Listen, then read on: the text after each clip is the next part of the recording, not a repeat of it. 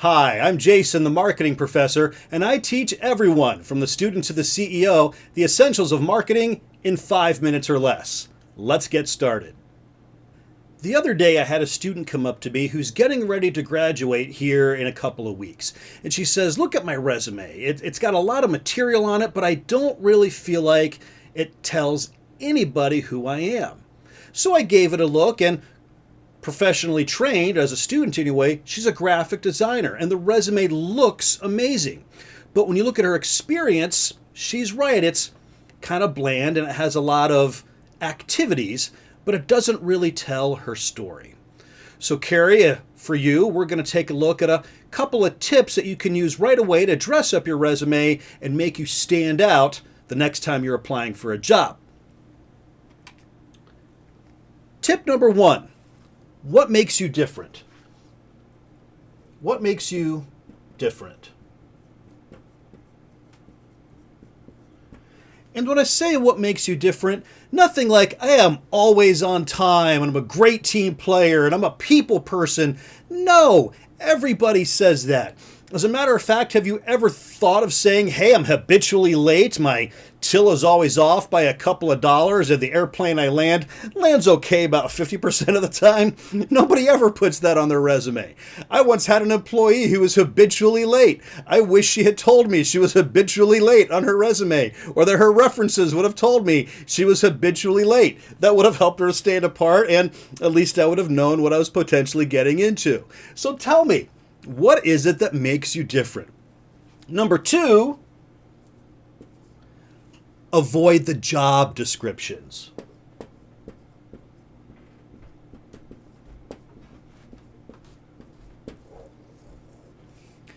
And here's what I mean.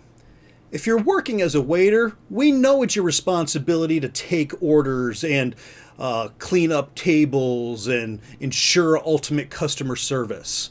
We get that. If you're an airplane pilot, I know it's your job to fly an airplane. And if you're a sales manager, I know it's your job to exceed sales goals. As a matter of fact, with those type of descriptions, you put two or three of us next to each other, our resumes are going to look exactly the same.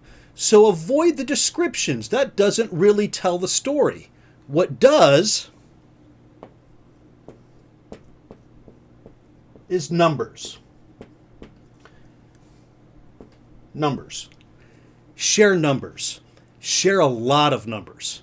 For example, if you're a server at a restaurant and maybe you're going through college, if you say, "Hey, I have $4.50 per customer order in add-ons," okay, that's substantial. That's showing sales skills, and that's a lot better than "My responsibility is to take orders and bring out desserts." Hey, $4.50 worth of add-ons per customer ticket, that's substantial. That tells a story. That shows some skills. Maybe you're a sales manager. "My job is to exceed sales goals." So what? I exceeded sales goals by 400% year over year. Wow. That gets my attention. Share that story. And if you're an airplane pilot, I know it's your job to fly an airplane. But if I read something that says, "Get from point A to point B on time 99% of the time," wow. And I'm not an airplane pilot, but I think that's pretty darn good. So use a lot of numbers. Share that story. Those are the things that are going to help you stand apart. Thank you, Carrie, for inspiring me to share this story today. If you like stories like this and you want more of them, go ahead and hit that like button and go ahead and subscribe. Also, if there's something you want me to cover, drop me a line. You can reach me on Instagram. You can also reach me on Facebook. And you can also reach me again next week, because we have messages like this every week. Till next time, I'm Jason, the marketing professor. I'll see you soon.